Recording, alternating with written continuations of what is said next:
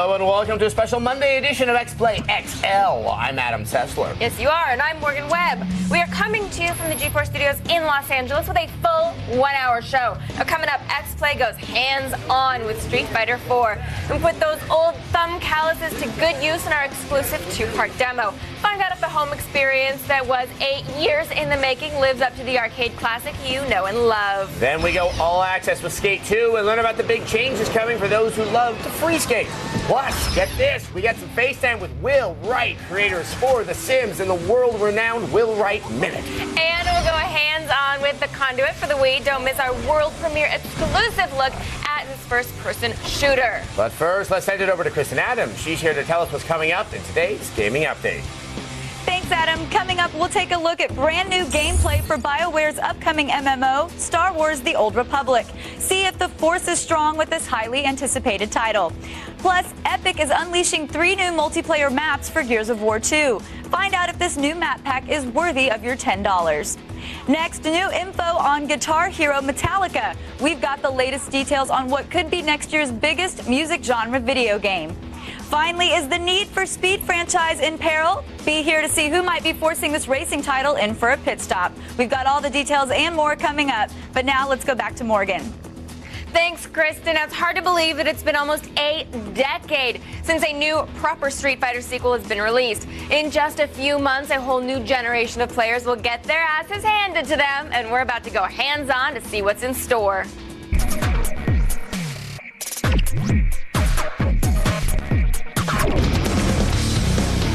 Save your quarters because Street Fighter 4 is ready to Tiger Knee its way onto the PlayStation 3, Xbox 360, and PC this February.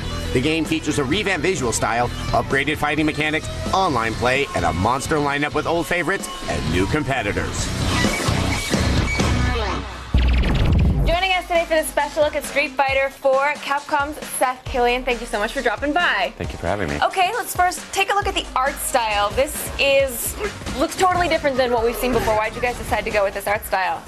Well, I think the concept for the game was originally what's called like a moving painting was the idea. So they were inspired by the Japanese sumie ink style, and they brought a lot of that flavor to the game. They put it in the first trailer that really excited everybody, and it's translated really well to the overall game.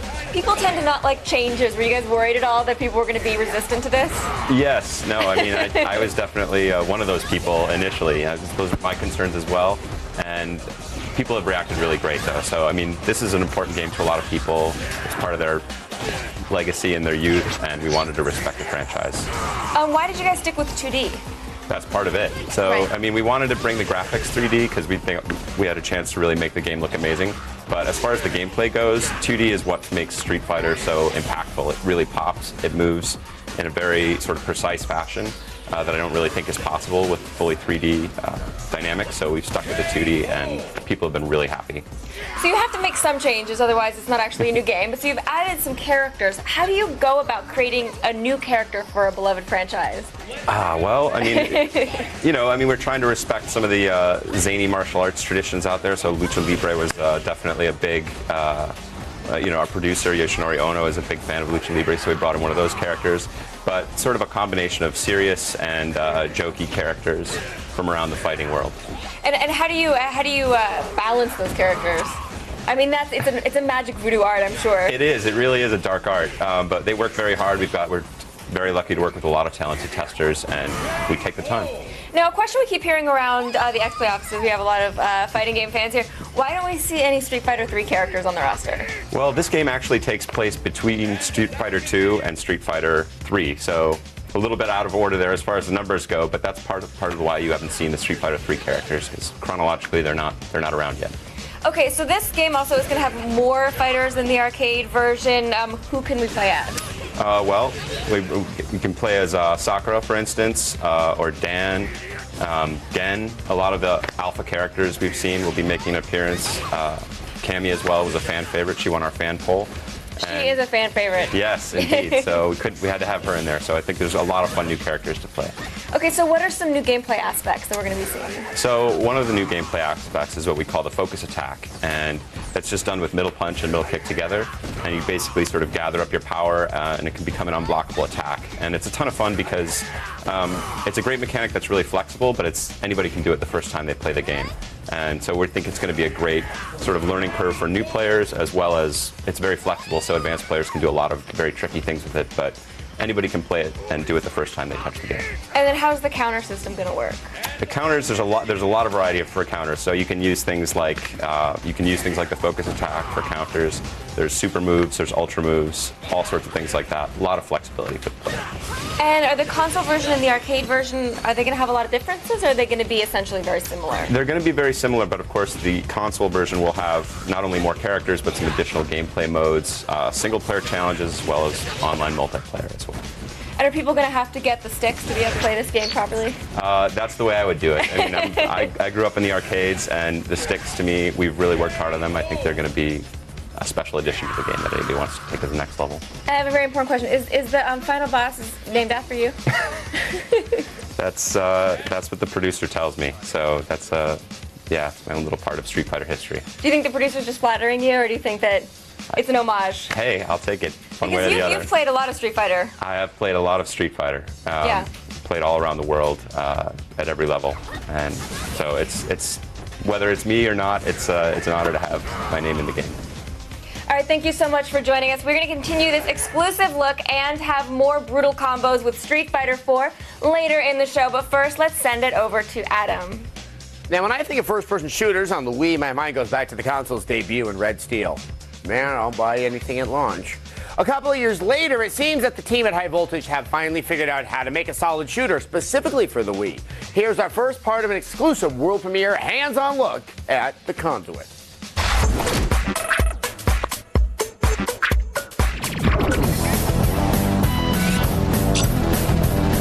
The Conduit is a revolutionary new game for the Wii that takes full advantage of its unique controller. At its core, Conduit is a science fiction first-person shooter set in real-world Washington, D.C. You play as Secret Service agent Ford, and you're thrust into an alien invasion, and you're armed with a ton of technology given to you by a government organization called the Trust. They're advancing faster than we anticipated. You'll need to hurry. The game engine is a proprietary engine called Quantum 3, developed by High Voltage Studios.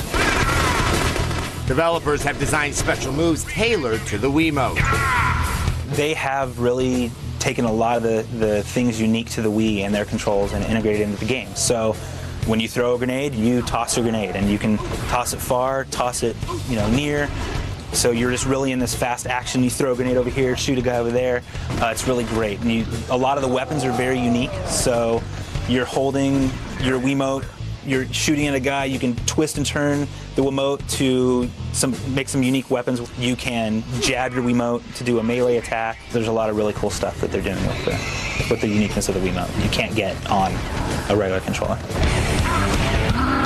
A lot of the games that were already on the system didn't just really feel to a lot of hardcore gamers or just gamers who really wanted to see that kind of next gen, felt that there were a lot of stuff on the Wii that was maybe a port or that didn't really utilize the full potential of the Wii and a lot of things that were promised on the Wii. And it turns out you can do all that stuff. Overall, we just wanted to make a game that utilized all of that. We want to make the best visuals. We want to have the best control.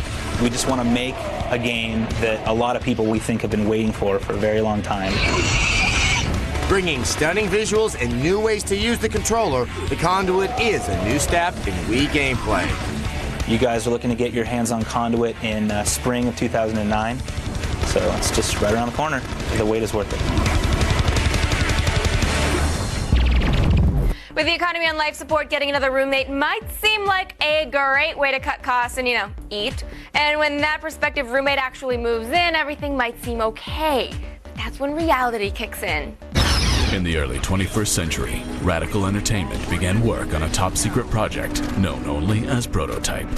The star of the game, Alex Mercer, wields the powers of shape-shifting and superhuman strength.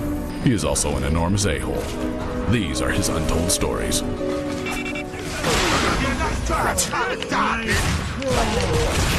the F? Alex! Your turn!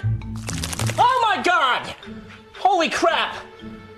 Man, you gotta stop doing that, man. That is craziness. That is nuts. Wait. If you're Doug, where's the real Doug? Another round? Did you kill Doug? Sorry I drank your milk. We're cool, right? Alex, you can't just kill whoever you want. Actually, that's pretty badass. That's great. No, it's not badass. No, it's awesome. No, it's not awesome. It's murder. Doug was an effing D-bag. F him. Well, at least he paid rent. I mean, where's your rent check, Alex? I don't recall this rent that you speak of. You are such a dick. Look, I'll make it up to you. So, what'll it be, big boy? Does everything morph when you do that? Gross, dude. Gross, man. There's a guy in there. There's a dude. It's a dude. He's zipped up in a hot chick. She really stands when she pees. Coming up on X-Play XL, video game legend and all-around awesome dude Will Wright joins us in the studio for a little FaceTime, and it'll be longer than a minute. Plus, we go all access with Skate 2 and find out what big changes are in store for all you Virtual Z boys. Then we go hands-on with a Capcom classic Reborn. Get ready to mash buttons and throw down some combos with more of our exclusive demo of Street Fighter 4 on the Xbox 360. All that and more right after this.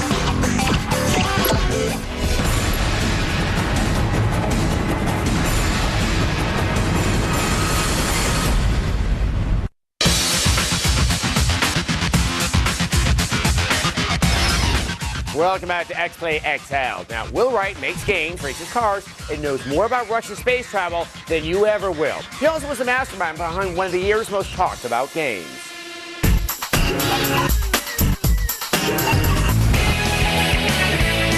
When you think of life simulation games, only one man's name comes to mind, Will Wright. The creator of The Sims, the most successful video game franchise of all time, is here to talk about Spore, life, and everything in between. We are not worthy.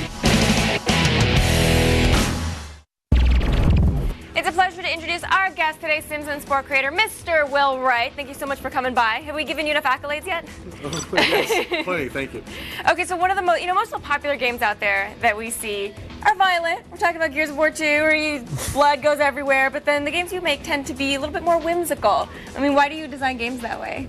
I like games where the player can be creative. You know, as a game player, I like to go in and do things that nobody else has done before in a game, and so I like to make games where players can kind of have that experience, a unique experience that's very much, very personal. And what role did you personally take in designing Spore? Well, I came up with the concept and then recruited the initial team, but really it was a very big group effort. We had 100 people working on the game for many years. So at that point, it's more I kind of launched the inspiration, and then everybody contributes to the design of the idea. And what were some of the biggest challenges that you have faced in developing Spore? Because I think it took a little bit longer than most people wanted to wait. Yeah, it took a long, long time. You know, a lot of it was kind of design in terms of we have all these different genres of the game, and they have to feel fairly seamless. But also we have these creativity tools where we want the players in about 20 mouse clicks in a few minutes to be able to recreate a character and have it come to life, or a building, or a vehicle, or an entire world. And so those creation tools were probably the single biggest challenge of Spore. And how do you see those tools being used in the future? I mean, do you have plans to use those same tools in a different way? Yeah, we're looking at ways to use the tools in new experiences in the future, as well as the assets that people have already created. You know, we've already got over 50 million user creations on our website, across different areas of the game that we would like to bring into other gaming experiences as well. Do people's creativity surprise you? Yeah, in fact, the quality really surprised us. We kind of were hoping we would get 1 million by the end of the year. Instead, we've just surpassed 50 million. So the quantity was just, totally blew us away. But the quality of it, some of the stuff is just astoundingly good. So, say it's somebody out there hasn't checked out Spore yet, hasn't picked it up. What would you want them to really get out of the experience of playing Spore? Well, if they haven't played Spore yet, they can actually go to our website, spore.com, and download the Creature Creator for free and try it out. And I think if you kind of use the Creature Creator, you'll get some sense of the creative possibilities that the game offers. Were you disappointed about the whole DRM controversy and how it became a very pirated game after that? Was that kind of a disappointing thing for you, or are you just not really involved in that side of it at all? Well, when I started in games, in fact, piracy was rampant, and every generation, once games moved to CD-ROM, they got very hard to pirate because nobody could burn a CD-ROM, then everybody could burn a CD-ROM, and so it's one of those things that's gone back and forth over the years, and so it's kind of a constant thing that we're looking at, year to year. Do you think it's something that we're always going to face, or do you think people will start to realize that there are actual creators of games that should be compensated for their work? Well, it's not just the game industry, it's almost every other industry, whether it's BitTorrent, movies, or music. But, I think it's just going to be kind of a continual negotiation with the customers, about how we, compensate creative people for their work, but at the same time have access to this stuff unfettered. Right. So are we going to see any expansions to Spore? Yeah, we're actually working on stuff right now. We've had a booster pack already out, Cute and Creepy pack. And we also have a space expansion we're working on that really deeply expands the space gameplay. And have you been surprised by how many galaxies players have been able to get to and explore? Well, we knew the universe would be incredibly large. The issue is how do we populate that? And so the whole point of Spore is that as you play the game, you're actually populating the galaxy for everybody else. And as I said, people have already populated far more stuff than we ever expected. So there's no way any one person could even look at all the creations in a lifetime that the players have already made in about 3 months. Well, I think that sounds like a little bit of a challenge. Is there one person that has conquered more than anybody else?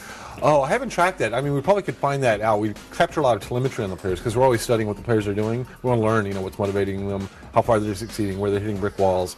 So that's a good question. I'll look into it. No, that'd be fascinating to find out sort of how people are using and interacting with this world and who's spending the most time in it, and if they have created, for example, the most creatures to populate other worlds too. Well, that stuff we can find out very easily. Some of the creators are very, very prolific, and it's amazing. They make these themed collections of things, and it might be some, race that they came up with, whole backstories that they attach to these creatures and things. And I actually found the building creator very deep too, and you could create buildings that you could actually see your creatures inhabiting as well, and kind of create your own world that way. Oh yeah, stylistically this stuff will match, and so people are becoming like their own George Lucas, building these entire imaginary worlds. So if Spore creatures were coming to attack Earth, what would be your defense plan? Ooh, against Spore creatures, wow. Shut down the internet, first of all, because that's how they move around, between machines. And then get the Planet Buster bomb, find their home planet, take them out. All right. Since Will is here, we decided to pick his brain and find out what games he likes. In today's X List, we find out what are the franchises that he's a fanboy of.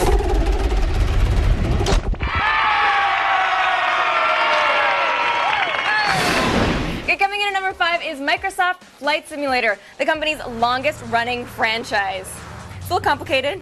The first game I really got hooked on was the original Flight Simulator, even before Microsoft picked it up. It was all wireframe graphics, but yet it was its own little world. And I was fascinated with the idea of this little virtual world living in my computer. Okay, number 4 is Advance Wars on the DS, crack for tacticians. Yeah, as a kid I grew up playing these kind of strategic historical war games, and Advance Wars is very nostalgic for me, and I've probably spent more time playing Advance Wars on my DS than any other game I can think of. Will's pick for number 3 is Battlefield. The Battlefield series, which for me, it's a team-based shooter, but it's one of the few shooters where I find myself continually laughing. Just the kind of goofy, weird stuff that happens in that game is always humorous. And Grand Theft Auto. This is a little bit of a surprise, actually, for me. That's a wonderful game, the craftsmanship of the world, and also just the open-endedness, the fact that they have physics for the cars, behavior for the people, this whole world to explore, weather, time of day. I love the way it all just kind of comes together. And the number 1 game for Will Wright is Civilization. Civilization was always a game that really made me rethink history. When you play Civilization, you kind of see how one little twist or turn in the game could have led to an entirely different course of history. And I think Civilization kind of mirrors that in the gameplay very nicely. All excellent choices. All right, we'll have more with Will Wright later in the show, but first, let's send it back over to Adam. All right, when X Play returns, we're going to go all access with Skate 2 and find an excuse to say the words radical. Plus, part 2 of our exclusive demo of Street Fighter 4 for the Xbox 360. All that and more right after this.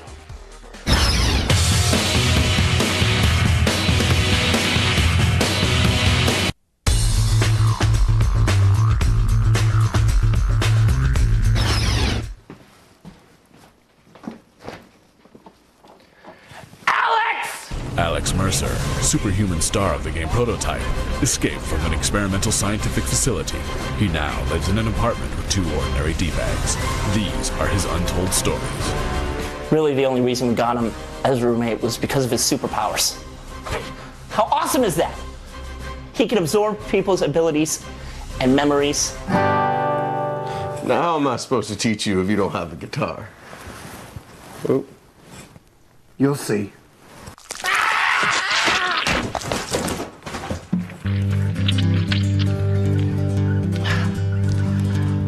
Whew, new Maxim. He comes home at all hours of the night, and when he does come home, he's trailing the whole friggin' U.S. Army. Alex, why is there an Apache helicopter crash landed in my parking spot? I don't know. And who are they? Neat scrap. We know you're in there! You have 20 seconds to surrender, or we're leveling this entire block! Jesus Christ! The entire U.S. military is outside. I have a date coming over tonight. What do you want me to do about it? Fix it, okay? Fix it! Go ahead and do your Morphe thing and fix it! All right, you harpy. I'll handle it. Thank you. But the blood is on your hands. What are you talking about? Whoa, whoa, no!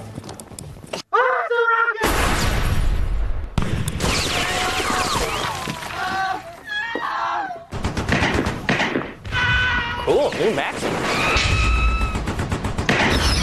Welcome back to X Play XL, TV's most watched video game show. Now, if you're looking for dead behind the eyes models, you're watching the wrong show.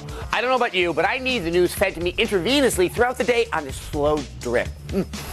Kristen Adams is here to give me this hour's dose in the gaming update.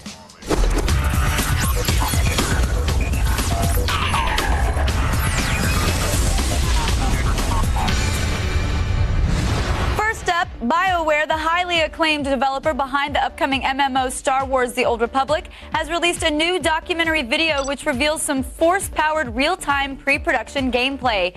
In the doc, BioWare explains the aesthetic appeal of the game's stylized realism and also covers the importance of story and how player choices will have a real impact on the game's universe. The developer says they intend to create the ultimate Star Wars game and promises to deliver all of the exploration, combat, and story progression that gamers expect from a Star Wars MMO. Next, Epic Games has released a new combustible map pack for Gears of War 2. The map pack includes 3 new maps called Flood, Gold Rush, and Fuel Station. Each map includes a unique geographical feature including vertical platforms, destructible environments, and shifting emulsion floods. The combustible map pack costs 800 Microsoft points and is available for download right now on the Xbox Live Marketplace. New Guitar Hero Metallica details have been revealed through none other than Metallica's official website. The game is said to be scheduled for release in the first half of 2009 and will allow players to emulate each of the band's legendary members. 28 Metallica songs will be included in the game, along with tracks from Alice in Chains, The Foo Fighters, Slayer, Machine Head, and Queen. The game will also include an all-new Expert Plus difficulty setting for drummers, which will allow players to use 2 bass drum kick pedals. Next, a handful of new rumors suggest EA's Need for Speed franchise could be canceled or even handed off to another developer. Industry rumblings suggest that at least one game in the series is being developed by Criterion Games, the same team responsible for the Burnout franchise. Meanwhile, additional speculation suggests the Need for Speed developer EA Black Box could be closing its doors in the near future. And finally, we've got some very cool news. X-Play and the incredible Todd McFarlane are raising money for a good cause, Penny Arcade's Child's Play charity. On Friday's episode of X-Play, the renowned artist created a brand new piece live on the show, and one lucky winning bidder is going to take it home. Head to g4tv.com/spawn to bid. All proceeds from the auction will be donated to Penny Arcade's Child's Play charity, which allows the gaming community to make a positive impact on children in need. Be sure to visit g4tv.com/spawn for all the details. Such a great cause. That's it for today's gaming update. For the latest news, be sure to check out our website, g4tv.com/xplay. But now, let's send it over to Adam, who has Skate or Die tattooed on his back. Yeah, the die is working out better. Skateboarding can be a dangerous pastime that involves broken wrists and use of the word gnarly. To avoid these pitfalls but still experience the thrill of grinding your trucks to a nub, you can pick up Skate 2 this January. To find out what's new in this sequel, we used our all-access pass to gleam the cube at this Skate 2 party.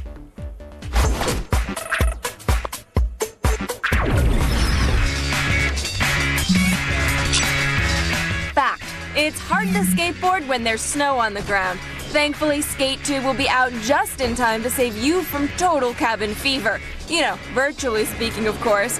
Producer Chris Perry gives us the dirt on the sequel to the new King of Skating titles.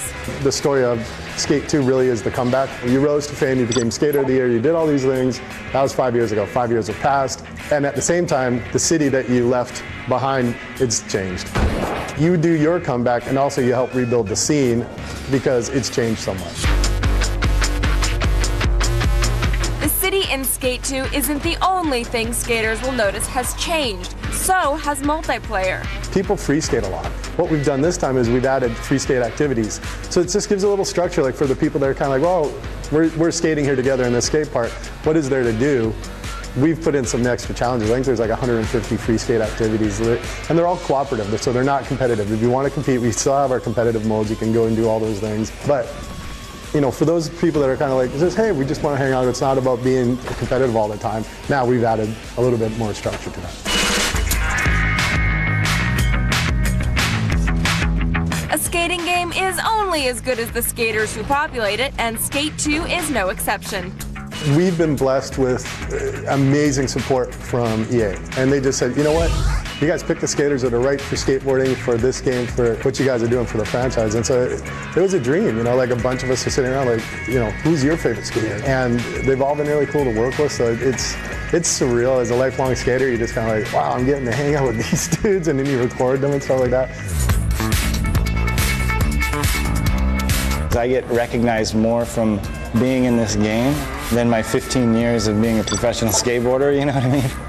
Which is crazy, but you know, there's so many kids love playing video games. Just seeing it come to life, like hearing about it on paper and then going there and doing the motion capture and skating and then have like seeing yourself first animated, and then all of a sudden it's like they sent a game to me and I started playing it and I was like, what the hell, you know, this is crazy. It's just been a kind of a cool ride, you know? Skate 2 lands this January.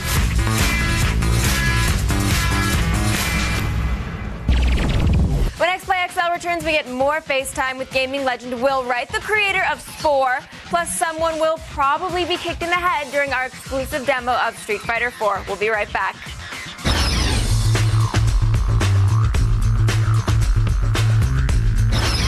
Today's gaming update is brought to you by Progressive Insurance. Visit progressive.com.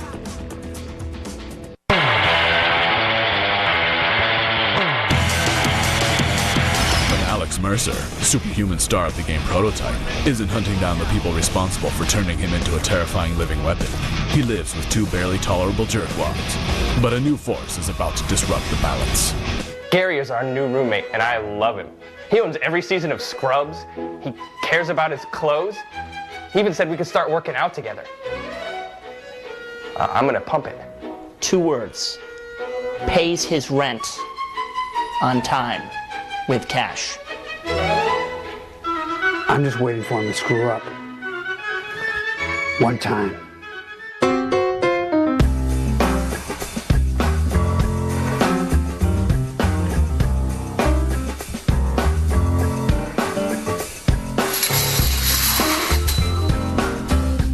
Hey, Alex, hey man, you think I could get in there real quick? I really gotta piss. Bad. Can I? Oh, that's cool. Check it out, guys. Alex let me borrow his cool jacket, huh? Gonna hit the town. Looks really good. Thanks. He really let you borrow that? Sort of. Oh, hey, Alex. Alex! I'm not cleaning this up. Welcome back to X-Play XL. Joining us once again is game designer and Renaissance man, Will Wright.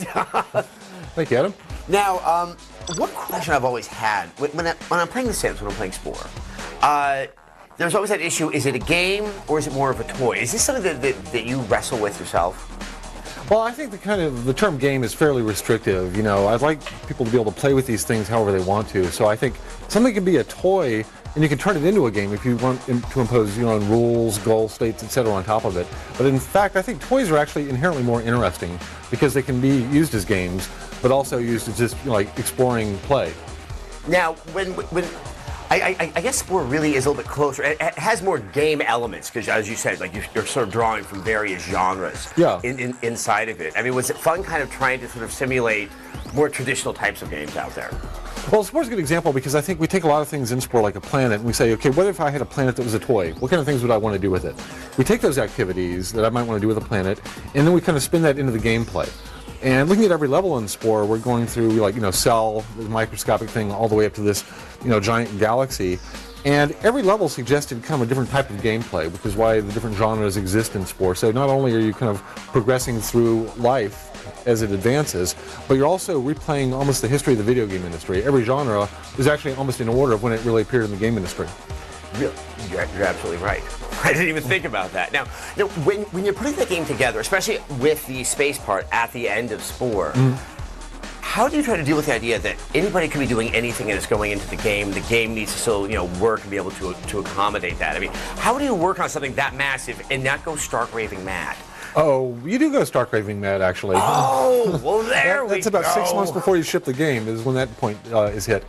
But over time we kind of start playing with the stuff that we're building. We start showing it to other people. It's interesting when we start showing it to people who haven't been playing with it for 2 years that they have really fresh insights in terms of what you're doing. And these are, not game professionals, but just kind of game players.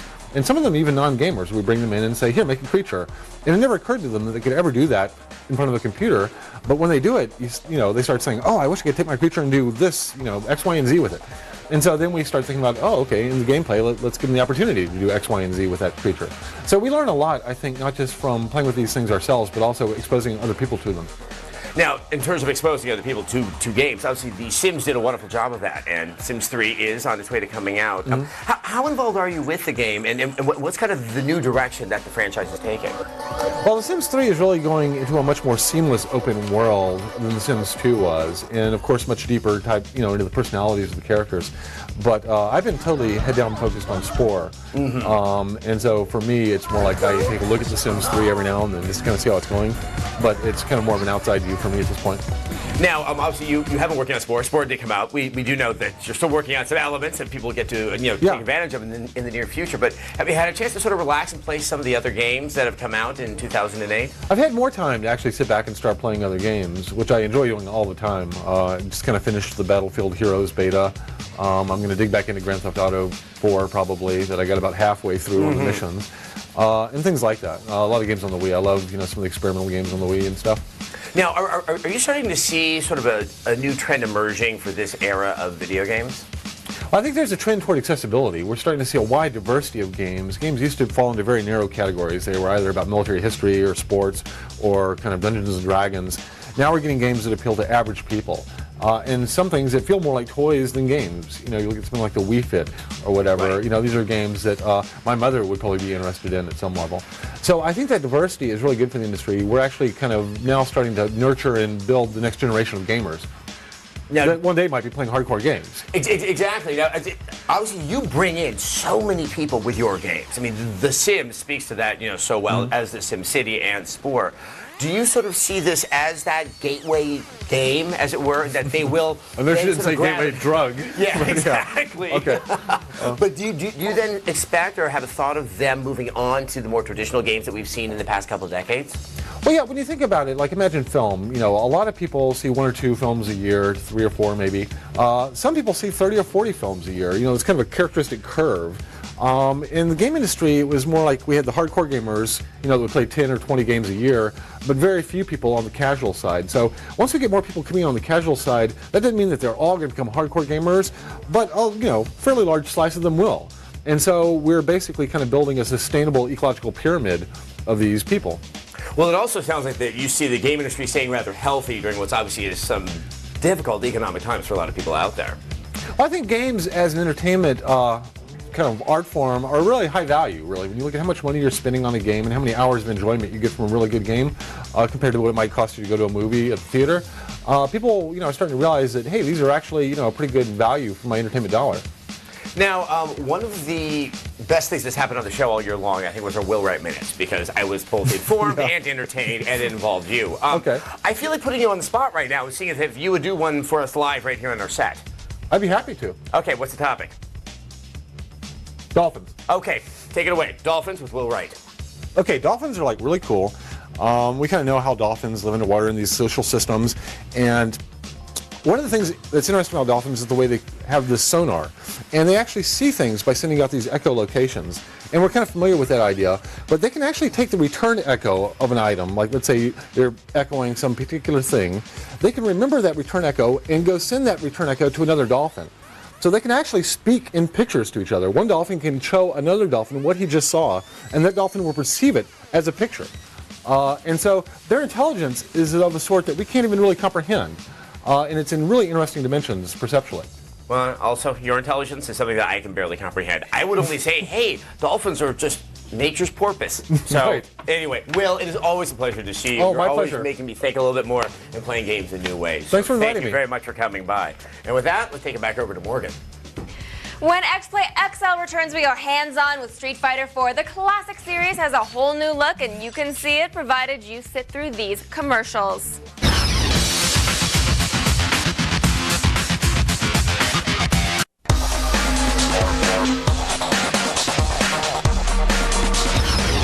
Welcome back to X-Play XL. The Mondays usually fill us with bloodlust, so it's a good thing we have Street Fighter 4 here to channel our rage. Now, once again, Seth Killian is joining us, and we have a Capcom pro, Tim taking on X-Play's very own Justin Facino. Go, Justin! All right, but thanks for coming on, Seth.